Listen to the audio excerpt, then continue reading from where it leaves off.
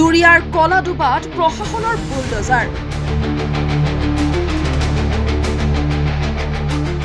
পটদ্ৰৱাৰ লালুংগাঁৱৰ উচ্ছেদিত 16টাকৈ পৰিয়ালক প্ৰশাসনে বহুৱাইছিল কলাডুবাৰ চৰকাৰী ভূমিত প্ৰতিটো পৰিয়ালৰ নামত আবণ্টন দিছিল 2 কথাকৈ ভূমি কিন্তু স্থানীয় মাতব্বৰে উচ্ছেদিতৰ নামত আবণ্টিত অধিকাংশ চৰকাৰী ভূমি বেদখল কৰি বনাইছিল বিশাল বিশাল ফিচাৰী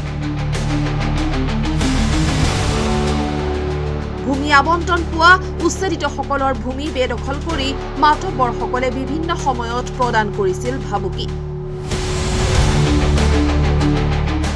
মাতব্বৰৰ ভাবুকিত ভয় শংকাত ভুগি 10টাকৈ পৰিয়াল ইয়াৰ পৰা আঁতৰি যাবলৈ বাধ্য হৈছিল